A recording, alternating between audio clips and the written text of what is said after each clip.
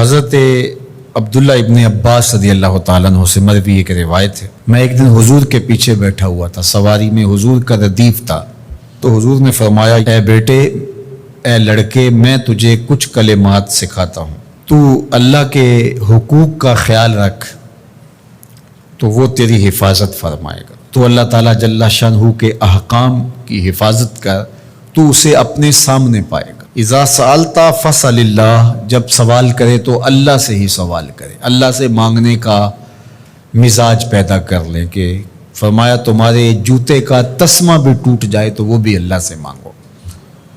ضرور بازار میں جاؤ دکاندار سے، لیکن حقیقی طلب اللہ سے ہونی چاہیے۔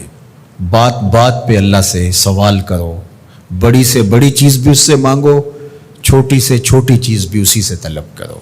ہماری ساری ضرورتوں کا کفیل ہمارا رب، ہمارا مالک ہے۔ تو دوسری نصیحت یہ کی کہ جب تو استعانت طلب کرے، مدد طلب کرے تو اللہ سے ہی استعانت طلب کرے۔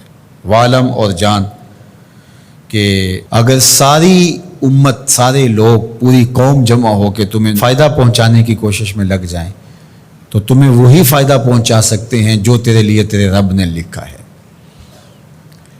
اور فرمایا وَإِنِ اجْتَمَعُوا عَلَىٰ أَن يَضُرُّوكَ بِشَيْءٍ، اور اگر تمہیں نقصان پہنچانے کے درپے ہو جائیں، لَمْ يَضُرُّوكَ إِلَّا بِشَيْءٍ قَدْ كَتَبَهُ اللَّهُ عَلَيْكَ، تو تجھے صرف وہی نقصان پہنچا سکتے ہیں جو اللہ نے تیرے لیے لکھا ہے۔ سارا زمانہ بھی مخالف ہو جائے، تیرا کچھ نہیں بگاڑ سکتا۔ ہاں، تیرے مقدر میں اگر کوئی چیز، کوئی بگاڑ لکھا ہے تو وہ ہوگا، اس کا ذریعہ وہ بن جائیں گے۔ تو اس لیے پھر اسی سے مانگو، اسی سے طلب کرو۔ رفعت الاقلام وجفت الصحف، جو لکھنا تھا اللہ نے لکھ دیا، لکھنے کے بعد قلم اٹھا لیا گیا اور جن صحیفوں پہ لکھا تھا وہ خشک ہو گئے، اب کتابیں بند ہیں، تو اس لیے اس نے تیرے لیے جو لکھا ہے وہ ہو کے رہے گا، تو خام خواہ لوگوں سے ڈرنے کی ضرورت نہیں ہے، اور تیرا فائدہ، تیرا نقصان اسی کے دستے قدرت میں ہے، تو اسی سے طلب کر، اسی سے مانگ۔ اور فرمایا تو اللہ تعالیٰ جل شانہ کو رخاء میں، خوشحالی میں یاد کر، یعرفک فی الشدہ، وہ تجھے مشکل میں پہچانے گا۔ یعنی جو شخص خوشحالی کے دور میں اس کے پاس دولت ہے، صحت ہے، تو اللہ تعالیٰ کو فراموش نہیں کرتا، اللہ اس کی بدحالی کے زمانے میں اس کو فراموش نہیں کرتا۔ وعلم، اور جان، ان النصر مع الصبر، کہ جو مدد ہے وہ صبر کے ساتھ آتی ہے۔ وان الفرج مع الکرب، اور کشادگی جو ہے وہ مشکل کے ساتھ آتی ہے۔ وَأَنَّ مَعَ الْعُسْرِ يُسْرًا، اور سہولت جو ہے وہ مشقت برداشت کرنے کے بعد آتی ہے، تنگی کے بعد فراخی آتی ہے، پہلو مشکل پھر تمنا، پہلو کنڈا پھر پل، شاید مگروں پہلو مکھیاں ڈس دیاں ڈنگ والیاں۔